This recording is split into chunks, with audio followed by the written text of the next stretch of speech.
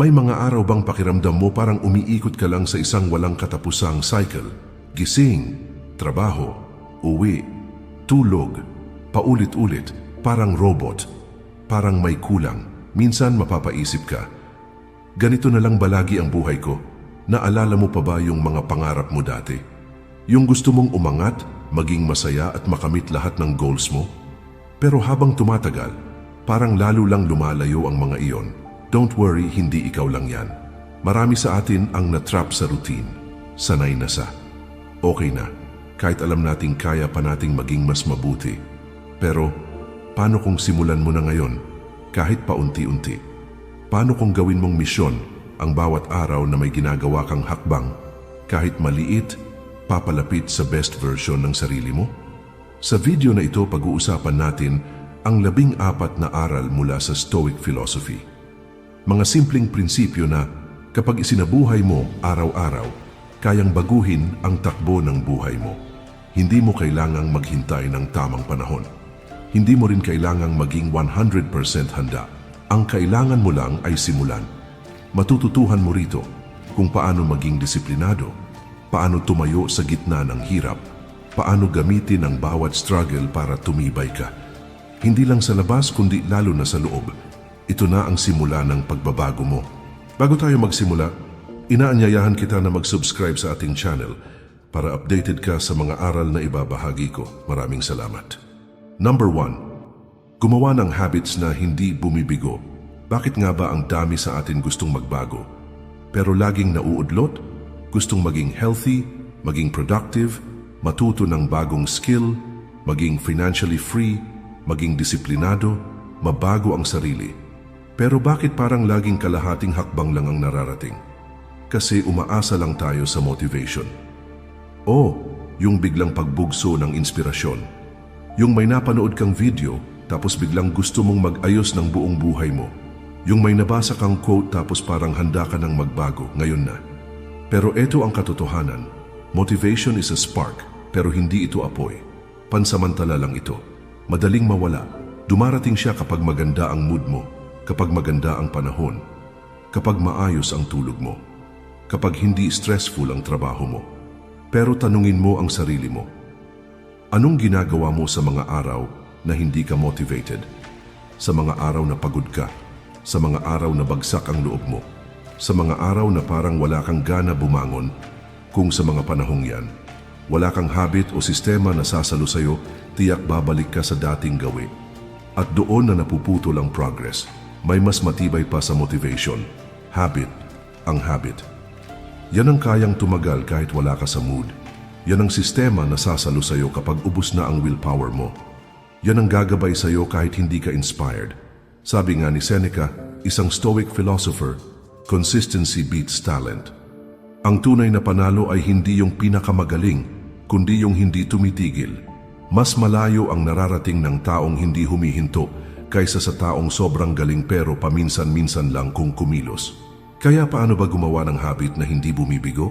Una, simulan sa maliliit na hakbang, huwag agad yung malaki, huwag agad yung sobrang hirap. Ang sikreto ay gawin mo itong masyadong madali para hindi mo ito ipagpaliban. Halimbawa, gusto mong mag-exercise? Simulan mo sa 5-minute walk. Gusto mong mag-meditate? Maglaan lang ng 2 minutes sa katahimikan. Gusto mong mag-ipon? Maghulog ng barya araw-araw. Kasi ang goal dito ay hindi galingan agad, kundi gawing automatic. Pangalawa, gamitin ang habit stacking. Gawin mong natural at hindi hassle. Idikit mo ang bagong habit sa isang bagay na ginagawa mo na araw-araw. Halimbawa, pagkatapos mong mag-toothbrush, uminom ng isang basong tubig. Pagkatapos kumain ng lunch, magbasa ng isang pahina ng libro. Bago matulog, isulat ang isang bagay na ipinagpapasalamat mo. Kapag kinabit mo ang bagong habit sa dati mo ng routine, mas madaling maalala, mas madaling gawin. Pangatlo, ipakita mo ang habit mo. Make it visible. Gusto mong uminom ng tubig? Maglagay ng water bottle sa tabi ng kama. Gusto mong magbasa? Ilagay ang libro sa ibabaw ng lamesa, hindi sa loob ng drawer. Ang hindi mo nakikita, nakakalimutan mo. Ang nakikita mo palagi, nagiging paalala. Pang-apat, Gumawa ng kapaligiran sumusuporta sa habit mo. Kung gusto mong maging focused, ayusin mo ang workspace mo. Bawasan ang notification sa phone. Mag-set up ng tahimik na lugar para sa sarili mo. Kapag magulo ang paligid, magulo rin ang isip. Pero kapag malinaw ang environment, mas nagiging malinaw ang direksyon. Panglima, i-celebrate mo kahit ang maliliit na tagumpay.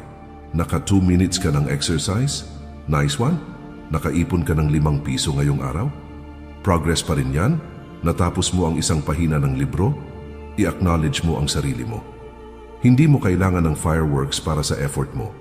Kailangan mo lang ng sapat na respeto sa sarili mo para sabihing, pinili kong kumilos at yun ang mahalaga. Ang motivation, kailangang ulit-ulitin. Pero ang habit, kahit isang beses mo lang buuin, pwede kang dalhin sa panghabambuhay na disiplina. Sa Stoic philosophy, hindi nila iniintay ang gana. Hindi sila umaasa sa inspirasyon. Ang lagi nilang tanong ay, ano ang tama at makabuluhang gawin ngayon? At kahit ayaw nila, ginagawa pa rin nila dahil alam nilang ang disiplina ay mas mahalaga kaysa sa damdamin. Kaya simula ngayon, itigil mo na ang paghihintay ng motivation. Gumawa ka ng sistema na magdadala sa iyo kahit walang gana. Itayo mo ang tagumpay mo hindi sa bugso ng emosyon kundi sa lakas ng konsistensya. Tandaan mo, you don't rise to the level of your goals. You fall to the level of your systems. Ang habits na ginagawa mo araw-araw, yun ang bumubuo sa kung sino ka. At kung gusto mong baguhin ang buhay mo, baguhin mo ang ginagawa mo araw-araw. Kaya ngayon pa lang, tanungin mo ang sarili mo. Ano ang isang simpleng habit na kaya mong simulan ngayon? Hindi bukas, hindi next week, ngayon. At kung may naisip ka na, huwag mo nang ipagpaliban. Dahil sa bawat araw na inuulit mo yon, unti-unting binabago mo ang sarili mo sa direksyon ng tagumpay. Number 2, maliit na hakbang, malaking bago. Kapag iniisip natin ang pagbabago, madalas akala natin kailangan agad malaki, mabilis, at perfect ang mga hakbang. Pero ang totoo, hindi kailangang agaran ng malaking hakbang. Minsan, ang kailangan mo lang ay isang maliit na simula kahit 1% improvement lang. Bawat araw malaking bagay na yon. Kapag tumagal, isipin mo kung araw-araw ay may kaunting pag-unlad sa loob ng 1 taon, halos 37 beses kang mas gumaling kumpara sa dati mong sarili. At hindi ito dahil sa magic o swerte. Ito ay dahil sa consistency, araw-araw na pagsisikap, kahit maliit, kahit parang walang epekto sa simula. Tingnan mo ang elepante. Malaki, malakas, at matatag siya ngayon. Pero nung sanggol pa siya, hindi pa siya ganun. Nadapa siya, natakot, nag-alinlangan, pero araw-araw siyang gumagalaw, kahit dahan-dahan lang, dahil doon, naging matibay siya sa paglipas ng panahon. Ganon din tayo sa buhay. Ang tunay na progreso ay hindi nakadepende sa laki ng hakbang, kundi sa araw-araw na pagsisikap at pagbangon. Kaya kung gusto mong magbago, huwag kang magmadali. Simulan mo lang sa isang maliit na bagay. Halimbawa, gusto mong maging healthy? Uminom ng 1 basong tubig sa umaga. Gusto mong matuto magbasa? Magbasa ng kahit 1 pahina araw-araw. Gusto mong mag-ipon? Magsimula sa 1 piso araw-araw. Maliit lang ang mga ito. Pero kapag paulit-ulit mong ginawa, lalaki ang resulta. Maraming tao ang nadudulot ang problema dahil gusto nila ng instant resulta. Kapag hindi agad nakita ang pagbabago, madaling sumuko. Pero tandaan mo, ang progress ay araw-araw na effort, hindi pagiging perfect. Hindi mo kailangang maging perpekto. Ang mahalaga ay gumawa ka ng kahit 1 maliit na hakbang araw-araw. At kapag naisip mong tumigil, alalahanin mo, ang tagumpay, disiplina at pagbabago ay nagsisimula sa simpleng mga desisyon. Kahit 1 push-up lang, kahit 1 thank you, kahit 1 journal entry may halaga yan. Huwag mong sabihing maliit lang yan dahil kapag palagi mong ginagawa, nagiging bahagi na ito ng ugali mo. Kaya tanungin mo ang sarili mo ngayon. Ano ang 1 maliit na bagay na pwede kong simulan ngayon para sa ikabubuti ko? Gawin mo na. Bukas, ulitin mo. Sa makalawa, ulitin mo uli. Hanggang hindi mo na kailangang pilitin ang sarili mo dahil naging natural na ito. Huwag matakot sa maliit na hakbang. Minsan kasi, Iniisip natin na kung maliit ang simula, maliit din ang magiging resulta. Pero ganito yan, ang mga pinakamalalaking puno ay nagsimula sa maliliit na binhi at sa bawat maliit na hakbang, natututo ka rin ng mga bagay na magagamit mo sa susunod. Natututo kang maging disiplinado, matiyaga, at magkaroon ng tamang mindset. Kung minsan ang pagbabago ay hindi mo agad mararamdaman sa katawan o sa paligid mo, pero sa puso at isip mo, may nangyayaring pag-unlad na hindi mo nakikita agad. Ito ang mga pundasyon ng matibay at pangmatagalang pagbabago. Paano mo masisiguro na hindi ka susuko? I-set ang mga realistic na expectations. Walang overnight success sa totoong buhay. Kapag naintindihan mo ito, mas magiging matatag ka sa mga pagsubok. Maghanap ng suporta. I-share mo ang mga goals mo sa mga taong makakapag-motivate sa'yo. Kapag may kasama ka, mas madali ang pag-abot sa mga pangarap. I-track ang progress mo. Mag-journal o gumamit ng app para makita mo ang mga maliliit mong tagumpay. Kapag nakikita mo ang progress, lalo kang ma-inspire na magpatuloy. I-celebrate ang mga tagumpay. Kahit maliit lang, kilalanin ang mga ito. Ang pagpapahalaga sa mga tagumpay ang nagpapalakas ng loob mo. Tandaan, ang tunay na pagbabago ay hindi sprint, kundi marathon. Hindi ito tungkol sa kung gaano kabilis ka umusad, kundi kung gaano ka katagal magtatagal. Kaya huwag magmadali, huwag mawalan ng pag-asa. Sa bawat maliit na hakbang, mas lalapit ka sa taong gusto mong maging. Kung handa ka nang magsimula, gawin mo na ngayon. Hindi kailangang perfect, sapat na gumawa ka ng simula. Ikaw ang may control sa iyong buhay. Gawin mong makabuluhan bawat araw. Number 3. Lumago sa gitna ng discomfort. Alam mo ba kung saan talaga nangyayari ang tunay na pag-unlad? Hindi ito nangyayari sa comfort zone. Hindi sa mga bagay na sanay ka na, madali o walang hamon. Ang tunay na growth ay nangyayari kapag lumalabas ka sa lugar kung saan ka komportable. Sabi ni Seneca, isang Stoic philosopher, ang hirap sa buhay ay parang training ng kaluluwa. Ibig sabihin, ang mga pagsubok at paghihirap ang nagpapalakas sa atin. Diyan tayo tumitibay at doon tayo mas lumalalim bilang tao. Pero bakit nga ba maraming tao ang natatakot sa discomfort? Kasi mahirap ito, nakakakaba, nakakapagod, madali tayong mapagod, lalo na kapag paulit-ulit ang hirap na nararanasan natin. Minsan gusto na nating sumuko at bumalik sa dati, sa lugar na kilala, kahit na hindi tayo lumalago doon. Pero tandaan mo, ang buhay ay hindi tungkol sa pagiging komportable, kundi sa pagiging matatag. Isipin mo ito, lahat ng mahahalagang bagay sa buhay ay dumaan muna sa hirap. Natututo kang magsalita sa harap ng tao, pero kinabahan ka muna. Nakapagsimulang mag-ipon, pero tiniis mo muna ang mga gastusin. Naging matatag ka, pero bago yon, maraming pagsubok kang dinaanan. Ibig sabihin, kung gusto mong lumago, kailangang tanggapin mo ang discomfort. Hindi ito kalaban mo, isa itong guro. Discomfort ang nagtuturo sa iyo ng mga mahahalagang aral. Discomfort ang nagpapalakas ng iyong karakter at disiplina. Kapag hinarap mo ito, napapalawak mo ang iyong kakayahan, napapalakas mo ang iyong loob. Ngayon, tanungin mo ang sarili mo, ano ang isang bagay na gusto kong gawin pero natatakot ako? Maaring ito ay pakikipag-ayos sa taong may tampo sa iyo, pag-a-apply sa bagong trabaho, pag-share ng gawa mo online, o kahit simpleng paglabas mag-isa para subukan ang bago. Ano man iyon, subukan mong gawin ngayong linggo, kahit maliit lang na hakbang. Hindi kailangang biglaan o sobrang laki. Pwede mong simulan sa simpleng paraan tulad ng pagme-message muna sa isang tao, pagre-research tungkol sa gagawin mo. Ang mahalaga, harapin mo ang takot mo, huwag mong iwasan. Kapag tinanggap mo ang discomfort, unti-unti mong mapapansin na mas lumalakas ang iyong loob. Mas nagiging madali ang mga dating kinatatakutan mo. Ang mga hadlang na dati ay tila napakalaki, ngayon ay unti-unting natitinag.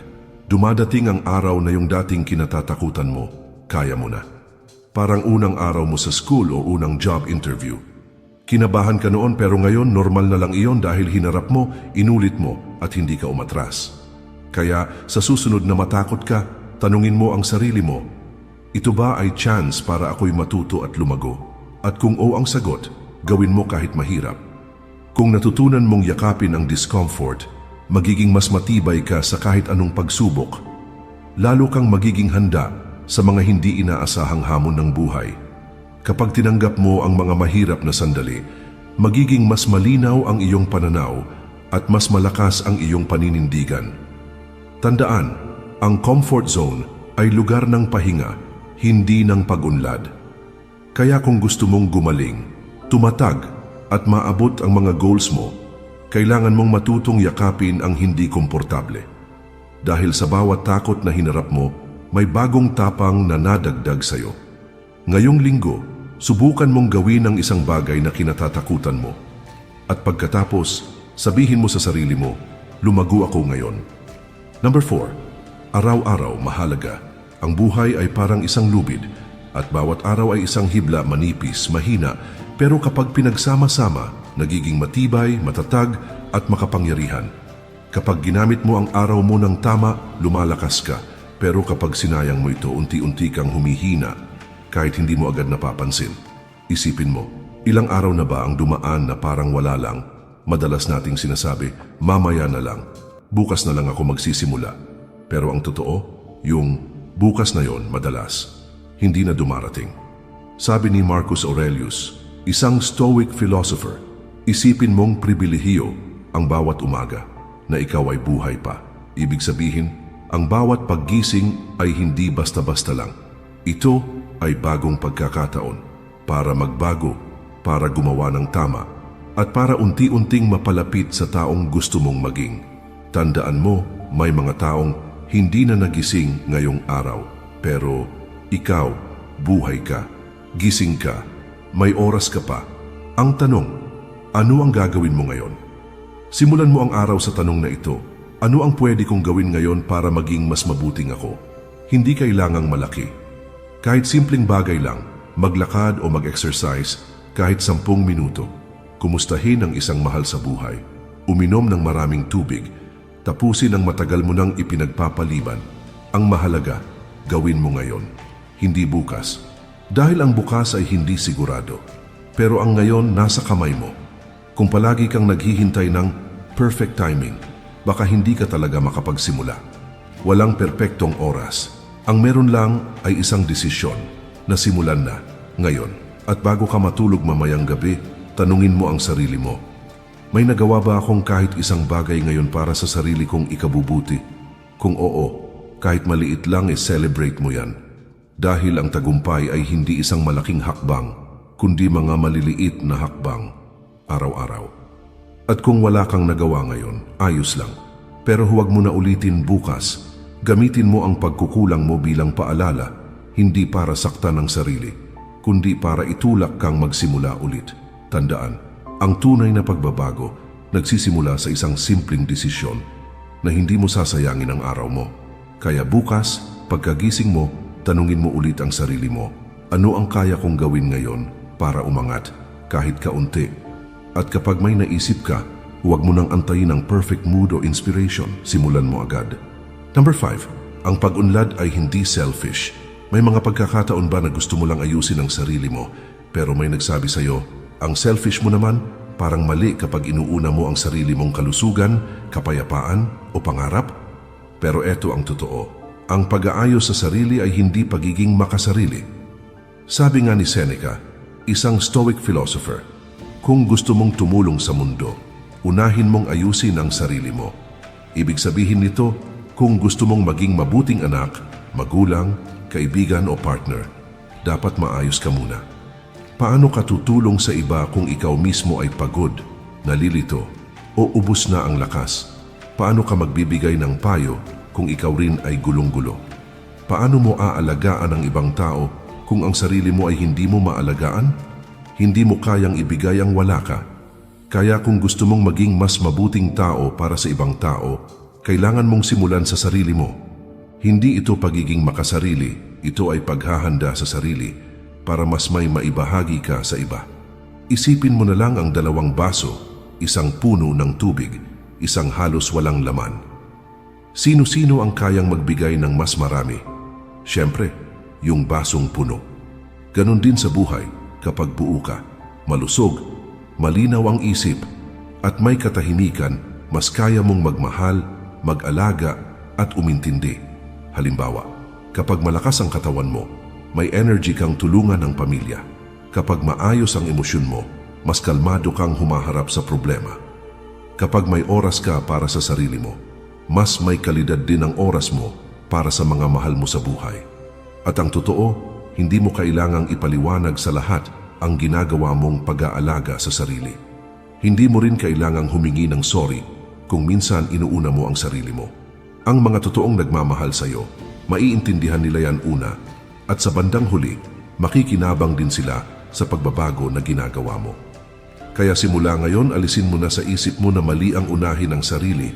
Gawin mo ito para mas lumakas ka, mas makapagbigay ka, mas makasama mo ang mga taong mahalaga sa iyo ng buo ang loob. Tandaan, ang pag-unlad ay hindi selfish, ito ang daan para mas marami kang matulungan. Kaya huwag ka nang magdalawang isip, ayusin mo ang sarili mo dahil yan ang pinakamagandang regalo na maibibigay mo sa iba. Madalas nating nakikita sa lipunan ang maling pagkaintindi sa salitang selfish. Parang masama ito pero sa totoo lang, may dalawang klase ng selfishness, ang destructive at ang constructive. Ang destructive selfishness ay yung sobra at walang pakialam sa iba. Pero ang constructive selfishness ay yung pag-prioritize mo sa sarili mo para makapag-grow. Para kapag handa ka na, makatulong ka ng mas malaki sa iba. Kapag pinabayaan mo ang sarili mo, nagkakaroon ka ng kakulangan sa enerhiya, lakas at emosyonal na kapasidad. Ito ang nagiging dahilan kung bakit minsan hindi natin kaya ibigay ang buong suporta sa mga mahal natin. Sa bawat araw na pinapangalagaan mo ang sarili mo, nagbibigay ka rin ng regalo sa mga tao sa paligid mo. Isang mas malakas, mas masaya at mas maayos na ikaw. Kaya huwag matakot maglaan ng oras para sa sarili mo. Ito ay isang investment sa kalusugan, emosyon at kinabukasan mo. At tandaan, sa pagtahak mo sa landas ng pagbabago, huwag mong hayaang ang opinyon ng iba ang pumigil sa iyo. Ikaw ang may hawak ng buhay mo at ikaw ang may responsibilidad na alagaan ito. Number 6. Itigil ang pagkumpara.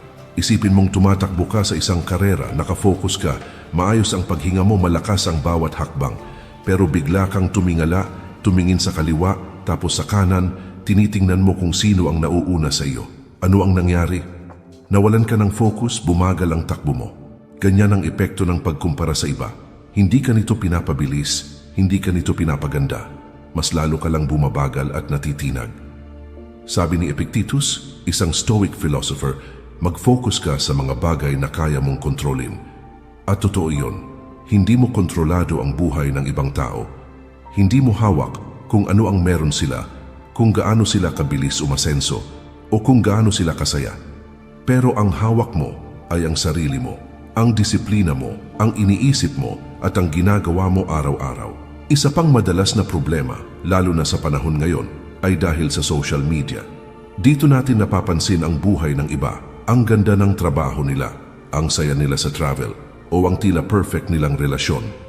Pero habang nakikita mo, yan, nasa kwarto ka lang, pagod, nagtataka, naiiwan ka ba?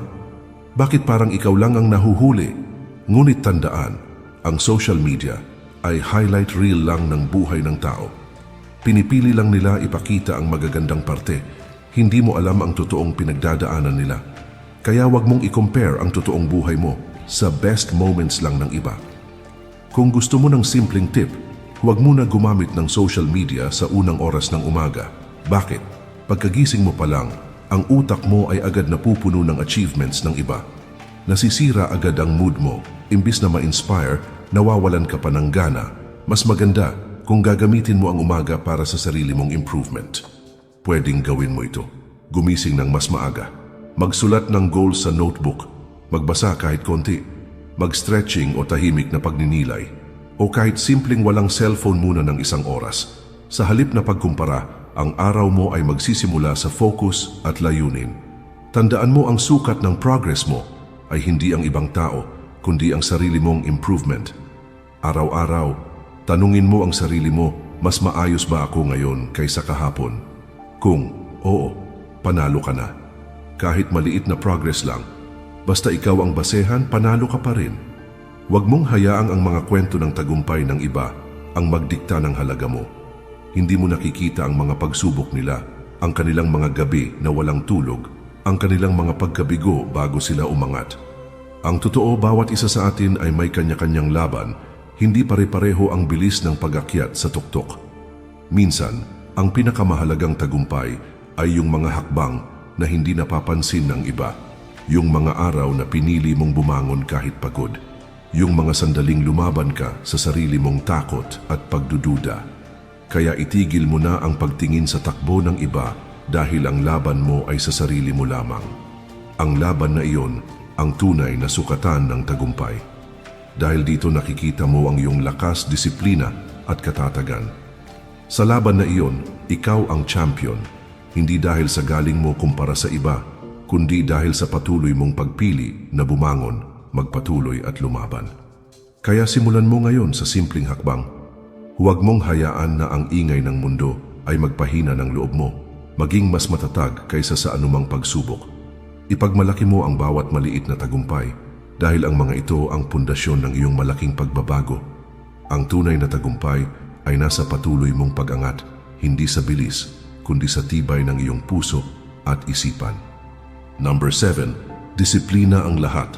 Ang saya kapag motivated ka, di ba? Parang ang gaan gawin ng lahat. Kaya mong magtrabaho, mag-exercise at magsimula ng bagong habit.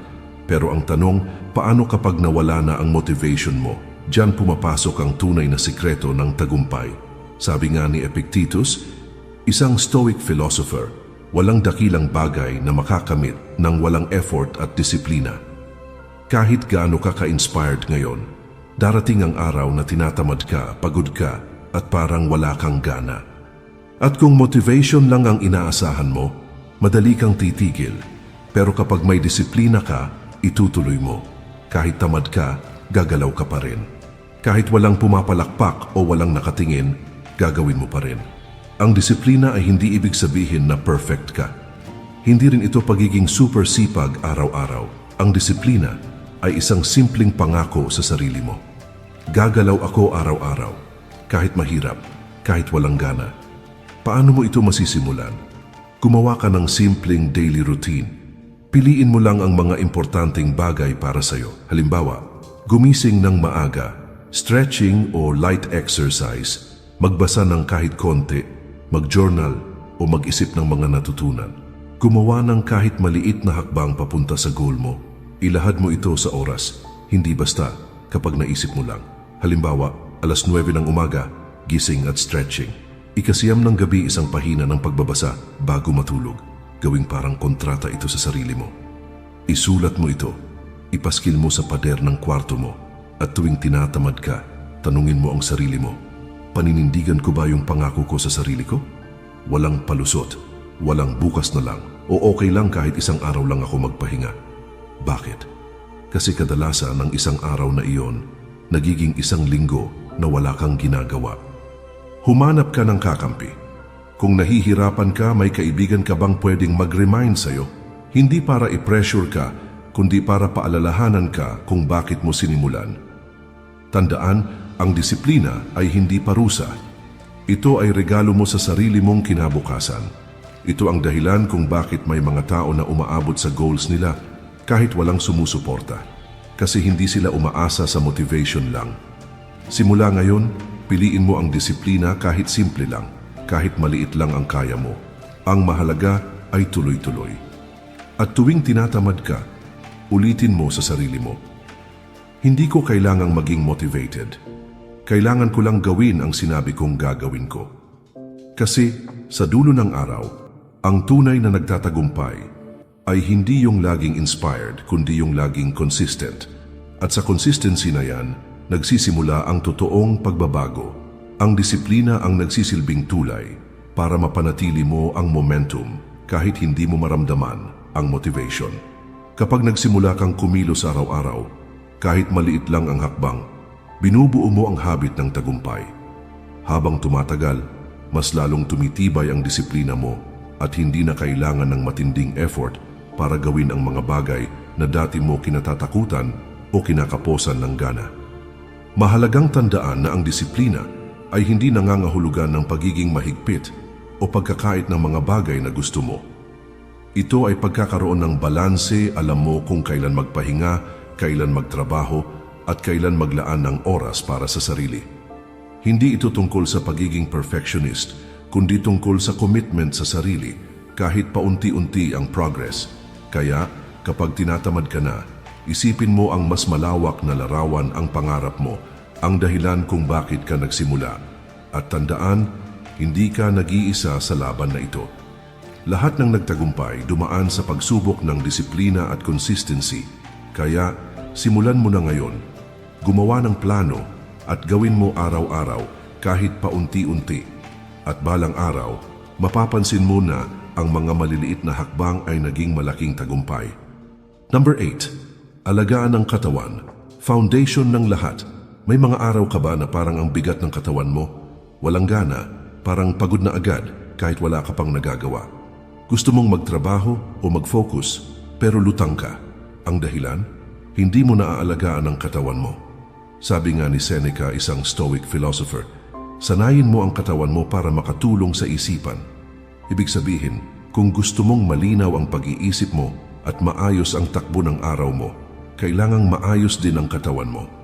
Kasi kahit gaano ka katalino o kasipag, kung ang katawan mo ay pagod o nasasaktan, maapektuhan pa rin ang lahat ng ginagawa mo. Ang katawan mo, ang pundasyon ng buhay mo. Kung hindi ito nasa ayos, mas mahirap ang bawat araw.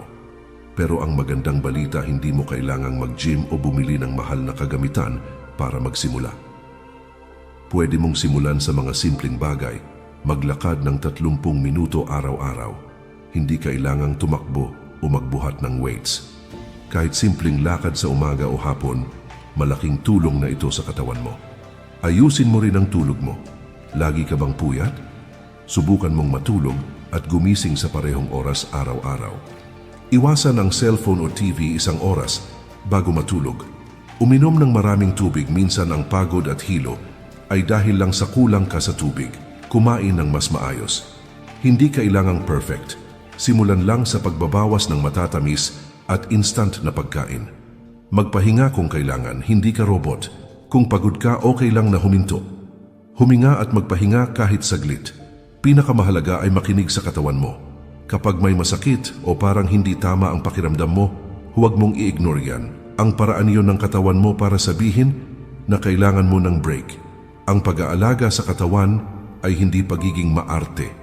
Hindi ito tungkol sa pagpapaganda lang, ito ay tungkol sa kalusugan, lakas at malinaw na pag-iisip para maabot mo ang mga pangarap mo. Kaya simula ngayon, tanungin mo ang sarili mo. Ano ang maliit na bagay na pwede kong simulan para mas maalagaan ang katawan ko? Hindi kailangang malaki, basta ginagawa mo araw-araw. Mas magiging handa ka sa kahit anong hamon na darating. Dahil tandaan mo, mas gumagana ang isip at puso kapag malusog ang katawan. Number 9, i-prioritize ang pag-invest sa sarili. May tanong ako sa'yo, kailan mo huling inuna ang sarili mo nang walang guilt, nang walang paliwanag, at nang walang takot sa opinyon ng iba? Marami sa atin tinuruan na unahin mo ang iba, maging mabait, maging maalalahanin. Isakripisyo mo na lang sarili mo para sa kapakanan ng iba at hindi ito masama. Pero kapag palagi mo na lang inuubos ang sarili mo para sa lahat, anong natitira para sa iyo? Sabi ni Marcus Aurelius, isang Stoic philosopher, palakasin mo ang iyong katawan at isipan dahil dito nakasalalay ang lahat. Lahat, trabaho mo, pamilya mo, relasyon mo, mga pangarap mo, nakasalalay sa kung gaano ka katatag sa loob at labas. Paano ka makakapagbigay ng oras, pagmamahal at tulong kung ubos ka na? Paano mo maibibigay ang best version mo kung halos wala ka ng natitirang enerhiya? Ang simpleng sagot, hindi mo kayang ibigay ang wala ka. Self-care is not selfish. Ito ay survival. Simula ngayon, bigyan mo ng pahintulot ang sarili mong alagaan ang sarili mo at hindi ito kailangang magarbo, mamahalin o Instagram-worthy. Ang totoong pag-aalaga sa sarili ay makikita sa simpleng disiplina. Magbasa kahit 10 minuto bawat araw para lumawak ang isip. Maglakad-lakad para makahinga ang utak. Matulog ng sapat kahit hindi mo pa natatapos ang lahat ng gawain.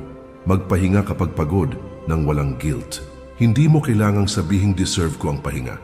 Dahil kailangan mo ito. Mag-reflect, huminga, magtanong sa sarili. Anong nararamdaman ko ngayon? Ano ang kailangan kong i-let go?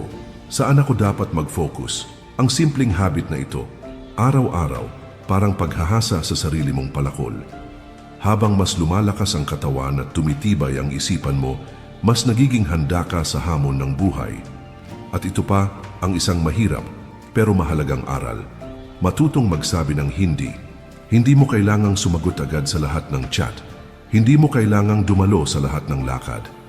Hindi mo kailangang palaging oo sa lahat ng hinihingi. Kapag alam mong hindi na ito nakakatulong sa'yo, okay lang tumanggi. Dahil ang oras mo ay mahalaga. Ang energy mo ay limitado. At kung hindi mo ito iingatan, ubos ka na. Bago mo pa maibigay ang tunay mong halaga. Kaya simula ngayon, huwag mong isantabi ang sarili mo para lang mapalugod ang lahat. Ang pagbibigay ng buo mong sarili ay posible lang kapag buo ka talaga. Punuin mo muna ang sarili mo. Bigyan mo ng espasyo ang katawan mo na magpahinga. Bigyan mo ng pagkakataon ang isip mo na tumahimik. Bigyan mo ng respeto ang sarili mong pangangailangan. Dahil ang totoo, ikaw ang pinakamahalagang asset mo. At kung ikaw mismo ang hindi nag-i-invest sa sarili mo, sino ang gagawa nito para sa'yo? Ngayong araw, tanungin mo ang sarili mo, anong simpleng bagay ang pwede kong gawin para alagaan ang sarili ko ngayon? At kapag may naisip ka na, gawin mo na. Huwag mo nang ipagpaliban pa. Hindi ito para lang sa'yo, kundi para rin sa mga taong umaasa sa iyo na gusto mong mahalin ng buo. Alalahanin mo, ang tunay na pagbabago hindi lang nagsisimula sa mga ginagawa mo para sa iba kundi sa mga pinipili mong gawin para sa sarili mo. Number 10. Wag lang gawin para sa palakpak. Napansin mo ba na maraming tao ang gumagawa ng isang bagay para lang mapansin? Nag-aaral para purihin, nagpo-post para sa likes, nagtatrabaho para mapansin ng boss. Pero ang tanong, paano kung walang pumalakpak? Paano kung walang nag-comment? Walang nagsabi ng ang galing mo? Walang nag-react o nagbigay ng suporta? Itutuloy mo pa rin ba, sabi ni Marcus Aurelius, gawin mo ang bawat kilos na parang ito na ang huli mong araw. Hindi niya sinabing gawin mo lang kapag may nanonood o may pumapalakpak. Ang ibig niyang sabihin ay gawin mo dahil ito ang tama, dahil ito ang makakabuti sa iyo. Kung ginagawa mo lang ang isang bagay dahil gusto mong purihin, hindi mo na ginagawa para sa sarili mo. Para kang nakakulong sa opinyon ng iba. Kapag nawala ang papuri, nawawala rin ang gana mo. Pero kapag ginagawa mo ito dahil gusto mong umayos, matuto o gumaling kahit walang pumalakpak, panalo ka pa rin. Isipin mo ang isang estudyante na nag-aral ng mabuti pero walang medalya. Masasayang ba ang effort niya? Hindi, dahil ang goal niya ay personal growth. Dahil ang tunay na sukatan ng tagumpay ay kung proud ka ba sa sarili mo. Tanungin mo ang sarili mo ngayon, ginagawa ko ba ito para sa sarili ko o para lang mapansin? Kung para sa sarili mo, ituloy mo. Kung hindi, baka kailangan mong palitan ang dahilan mo. Walang masama sa papuri. Masarap mapansin at ma-appreciate. Pero huwag mong hayaang yun lang ang dahilan kung bakit ka kumikilos. Dahil darating ang panahon na wala nang papalakpak, wala nang magko-comment, wala nang susuporta. At kung dun lang nakabase ang motivation mo, titigil ka. Pero kung ang lakas mo ay galing sa loob mo, tuloy-tuloy ka kahit wala ang iba. Tandaan mo, ikaw ang unang nakakaalam kung nagsipag ka o tinamad. Ikaw rin ang unang makakararamdam kung proud ka sa ginawa mo o hindi. At sa huli, isang tanong lang ang mahalaga. Ginawa ko ba ang best ko? Kung oo, ayos lang kahit walang palakpak. Kaya simula ngayon, gawin mo ang mga bagay para sa ikabubuti mo. Hindi dahil gusto mong mapansin. Gawin mo para sa sarili mong respeto. Isipin mo ang mga taong tunay na matagumpay. Hindi nila kailangan ng malalakas na palakpak araw-araw. Sila'y may disiplina at dedikasyon na galing sa loob nila sa kanilang paniniwala at pagmamahal sa ginagawa. Kapag ginawa mo na ang isang bagay nang hindi inaasahan ang papuri o pagkilala, mas nagiging malaya ka. Hindi ka na nakadepende sa opinyon ng iba para maramdaman mong mahalaga ka. Ito ang tunay na kalayaan. Kaya ngayon, kapag nagdesisyon kang gawin ang isang bagay, itanong mo, ginagawa ko ba ito dahil ito ang tama para sa akin? Ginagawa ko ba ito para sa personal kong paglago? Kung walang dahilan para huminto. Gawin mo na kahit walang nakatingin. Dahil ang pinakamahalagang tagapakinig ng kwento mo ay ikaw at ang iyong puso. Number 11. Mas kaya mo kaysa sa akala mo. Alam mo ba kung sino ang madalas na pumipigil sa tagumpay mo? Hindi ibang tao, hindi ang pamilya mo, hindi ang gobyerno, hindi ang problema mo sa pera, trabaho o relasyon. Ang tunay na humahadlang sa iyo ay ikaw mismo. Ang iniisip mo tungkol sa sarili mo. Ang mga limitasyong nilagay mo sa isip mo na wala naman talagang nagsabi kundi ikaw rin. Ilang beses mo nang gustong subukan ang isang bagay pero hindi mo tinuloy. Bakit? Kasi ang unang pumasok sa isip mo, hindi ko kaya, baka mapahiya lang ako. Wala akong talent dyan. Hindi ako tulad ng iba. Pero ang totoo, hindi mo pa nga sinusubukan. Paano mo nasabing hindi mo kaya? Sabi ni Epictetus, isang Stoic philosopher na dating alipin, circumstances don't make the man, they reveal him. Ang mga sitwasyon hindi bumubuo sa atin. Sila ang nagpapakita ng tunay nating pagkatao. Ibig sabihin, ang problema, ang hirap, ang kabiguan, hindi sila ang dahilan para hindi ka magtagumpay. Ang tanong ay, paano mo ito hinaharap? Tingnan mo si Epictetus. Wala siyang pera, wala siyang pangalan, at kahit ang katawan niya ay limitado. Pero sa kabila ng lahat ng iyon, naging isa siya sa mga pinakarespetadong pilosopo sa buong kasaysayan. Bakit? Dahil hindi niya hinayaang ang sitwasyon niya ang magtakda ng magiging buhay niya. Kaya ang tanong, bakit ikaw na may mas maraming resources, mas maraming oportunidad, at mas malayang pumili ay agad sumusuko? Ang unang kailangang mong baguhin ay hindi ang mundo, kundi ang paniniwala mo sa sarili mo. Magsimula ka sa simpleng affirmation. Kaya ko ito. Kahit kinakabahan ka, kahit hindi mo pa alam ang buong proseso, kahit walang guarantee na magiging successful ka agad. Dahil sa totoo lang, walang taong 100% handa. Walang taong sinabihan ng mundo, ito na ang perfect timing. Ang mga taong nagtatagumpay ay hindi yung laging handa. Sila yung gumagalaw kahit hindi pa buo ang plano. Sila yung natututo habang ginagawa. Sila yung tinutulungan ng momentum dahil nagsimula na sila. Kapag naniwala kang kaya mo, mas nagiging matatag ka sa pagtanggap ng pagkakamali. Mas nagiging matiyaga ka sa paulit-ulit na pagsubok. Mas bukas ka sa pagtanggap ng feedback at pagbabago. At ang pinakamahalaga, mas hindi ka natatakot magsimula. Paano mo malalaman kung kaya mo kung hindi mo sinusubukan at kung magkamali ka? Walang masama. Lahat ng matagumpay na tao ay dumaan sa pagkabigo at sakit. Pero ang kaibahan, hindi sila tumigil. Kung may gusto kang simulan, negosyo, pag-aaral, bagong skill, pagbabago ng lifestyle, huwag mo nang hintayin na mawala ang kaba. Kilos muna. Confidence will follow. Gawin mo ngayon. Isipin mo ang isang bagay na matagal mo nang gustong gawin. Ngayon, isulat mo ang isang maliit na hakbang na pwede mong simulan sa susunod na 10 minuto. Halimbawa, gusto mong matuto ng English, mag-download ng app o manood ng isang 5-minute English video. Gusto mong pumayat, tumayo ka, maglakad-lakad, kahit 10 minuto lang. Gusto mong magnegosyo, magbasa ng article tungkol sa business na interesado ka. Hindi kailangan malaki. Hindi kailangan perfect. Ang mahalaga, simulan mo. Dahil sa bawat maliit na hakbang, unti-unti mong mababasag ang maling paniniwala na mahina ka. Makikita mo, uy, kaya ko pala.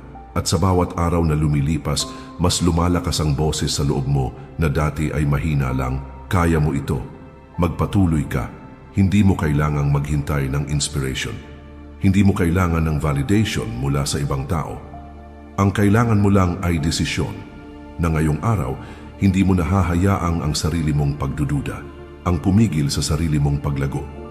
Paalala mula sa Stoics, it's not because things are difficult that we do not dare. It is because we do not dare that they are difficult. Kaya mo, pero kailangan mong subukan. Simula ngayon, itigil mo na ang pagbubulag sa sarili mong lakas. Magsimula kang maniwala dahil ang totoo, mas kaya mo kesa sa akala mo. Number 12, bigyang halaga ang quality time. Naranasan mo na bang kasama mo ang isang tao pero parang wala ka namang talaga doon? Andyan ka sa katawan pero ang isip mo ay nasa trabaho, cellphone o ibang bagay. Ganyan din tayo minsan kahit mag-isa lang. Akala natin may me time na tayo pero habang nanonood ng movie, nag-i-scroll pa rin tayo sa phone, nagmamagazine o nagbabasa pero hindi naman naiintindihan dahil lutang ang utak. Tandaan mo, hindi sa haba ng oras nasusukat ang halaga nito, kundi sa kung gaano ka ka-present sa sandaling iyon.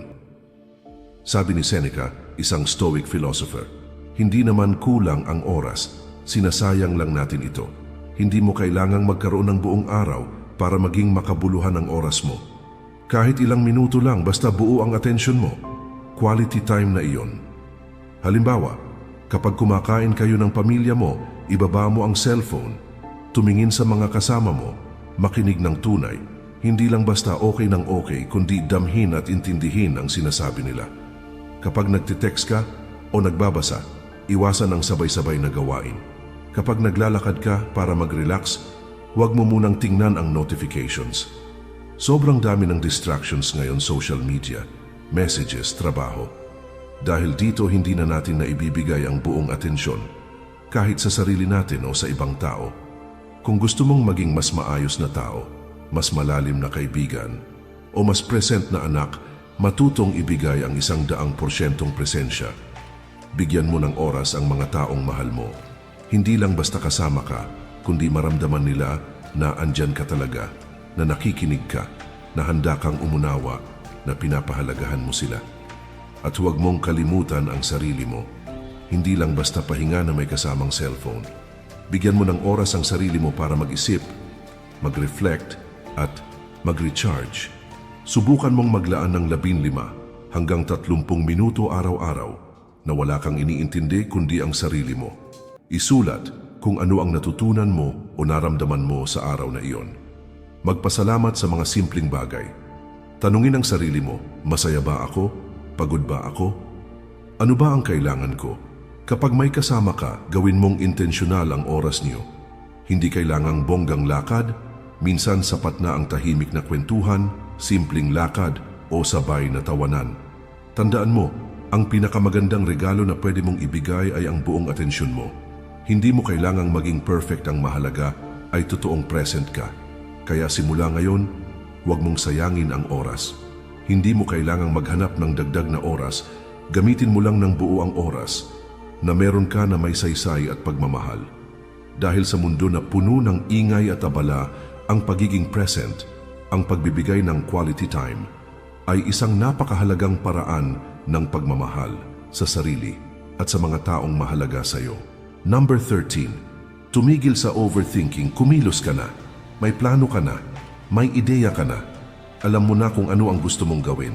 Pero hanggang ngayon, wala ka pa ring nasisimulan. Bakit? Kasi iniisip mo pa rin.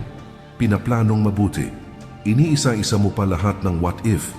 Habang iniisip mo kung kailan ang tamang panahon, lumilipas ang mga araw, mga linggo at buwan. Sabi nga ni Marcus Aurelius, huwag mo nang pag-isipan kung ano ang mabuti, gawin mo na lang kung alam mong makakabuti ito sa iyo. Huwag mong patagalin pa ang simula kasi sa totoo lang, ang sobrang pag-iisip ay nakakabagal sa galaw mo. Parang may mapa ka pero ayaw mong umalis sa lugar.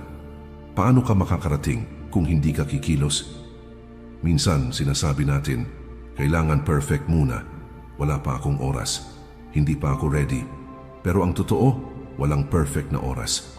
Kung hihintayin mo pa ang perfect na panahon, baka hindi mo na talaga masimulan ang gusto mong gawin. Pero kapag kumilos ka agad, napuputol ang takot, ang pagdududa at ang pag-iwas. Mahirap sa simula, pero habang inuulit mo ito, mas nasasanay ka, mas gumagaan ang pakiramdam at mas nagiging natural ang pagkilos kahit may kaba. Doon nagsisimula ang tunay na pagbabago sa aksyon, hindi sa pag-iisip lamang. Kaya simula ngayon, kapag napansin mong sobra ka nang nag-o-overthink, putulin mo na yan. Tanungin mo ang sarili mo, May silbi pa ba itong pag-iisip ko kung hindi ko naman sisimulan? Tandaan, hindi mahalaga kung gaano kaganda ang plano mo. Kung hindi mo sisimulan, wala pa ring mangyayari. Ang tagumpay ay para sa mga taong kumikilos kahit hindi pa perfect. Ngayon, ano ang bagay na gusto mong simulan? Ang pag-aaksaya ng oras sa sobra-sobrang pag-iisip ay parang paglalakad sa isang lugar ng paikot-ikot. Hindi ka talaga makakalayo kung puro plano lang at walang gawa. Hindi mo kailangang malaman ang lahat ng sagot bago ka magsimula. Minsan, ang pinakamagandang paraan para matuto ay sa mismong paggawa. May mga pagkakataon na matututo ka lang sa mga pagkakamali mo, sa mga pagdulas mo, at sa mga pagsubok na haharapin mo habang ginagawa ang gusto mong gawin. Huwag matakot sa pagkakamali o sa posibilidad ng pagkabigo. Sa halip, tingnan mo ito bilang parte ng proseso ng paglago. Kung patuloy kang magpaplanong mabuti at mag-o-overthink, mawawala ang momentum mo. Ang momentum ang susi para tuloy-tuloy ang pag-abante. Kapag nagsimula ka na, kahit maliit pa lang ang hakbang mo, mas madaling dadaloy ang enerhiya mo at madadagdagan ang kumpiyansa. Lahat ng malalaking tagumpay ay nagsimula sa maliit na kilos. Kaya huwag mo nang hintayin ang perfect na panahon o kondisyon. Ang pinakamahalaga ay ang simula. Maging gentle sa sarili mo. Kung mabagal ka man, okay lang yan. Ang mahalaga ay hindi ka tumitigil at patuloy kang sumusubok. Isipin mo rin na habang kumikilos ka, nagiging inspirasyon ka sa iba. Ipinapakita mo na kaya mong talunin ang sariling takot at pagdududa. Hindi mo kailangang mag-isa sa laban na ito. Hanapin mo ang mga taong sumusuporta sa iyo at huwag kang matakot humingi ng tulong kung kailangan mo. Pero sa huli, ang unang hakbang ay ikaw ang gagawa. Simulan mo ang pag-abot ng pangarap mo, ng pagbabago na gusto mong makita sa buhay mo. Hindi lang ito simpleng tip, ito ay panawagan para sa iyo na gawin mo na ang gusto mong gawin dahil karapat-dapat ka sa tagumpay na iyon. Number 14, matutong magparaya para lumaya. Sa buhay may mga laban na kailangang ipaglaban, pero may mga laban din na mas matalino kung palalampasin mo na lang. Hindi lahat ng bagay ay kailangang hawakan ng mahigpit dahil minsan ang pinakamatibay na tao ay iyong marunong bumitaw. Ang pagparaya ay hindi kahinaan, kundi tanda ng tapang at karunungan. Ito ay pagpapakita ng respeto sa sarili at sa mga taong kasama mo sa buhay. Sabi nga ni Epictetus, hindi natin kontrolado ang lahat sa mundo. Kaya ang matalinong tao ay natutong irespeto ang hangganan ng kanyang kapangyarihan. Kapag sobra kang napipilitang manatili sa isang relasyon, trabaho, o sitwasyon na walang respeto, wala kang pinapalad, kundi ang maubos ang iyong lakas at pagkatao. Hindi mo kailangang gawing giyera ang buhay mo. Ang totoong kapayapaan ay nagsisimula kapag natutunan mong ilabas ang mga pabigat na hindi na dapat buhatin. Ang pagparaya ay isang napakalaking hakbang para sa sariling paglaya, hindi dahil wala ka ng laban, kundi dahil pinipili mong ilaan ang iyong oras, lakas at puso sa mga bagay na tunay na makakapagpaganda ng iyong buhay. Hindi mo kailangang patunayan sa iba na kaya mong magtiis o magpakatatag. Ang tunay na lakas ay nakikita sa pagtanggap ng katotohanan na may mga bagay na kailangang bitawan. Kapag matutunan mong magparaya, nagkakaroon ka ng puwang para sa mga bagong oportunidad, mas malalim na relasyon, at mas makabuluhang karanasan na magpapalago sa iyo bilang tao. Tandaan, ang hindi pagbibigay daan sa pagbabago ay parang pagtayo sa gitna ng agos na unti-unting humahatak sa iyo pababa.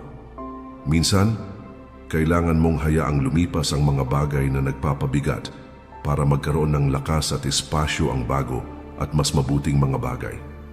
Tanungin mo ang sarili mo ngayon, ano ang mga bagay o tao sa buhay ko na kailangan ko nang palayain para ako'y makalaya? Mga relasyon ba na paulit-ulit na lang ang sakit at walang pag-asa? Mga pangarap ba na hindi na talaga para sa akin pero pinipilit ko pa rin?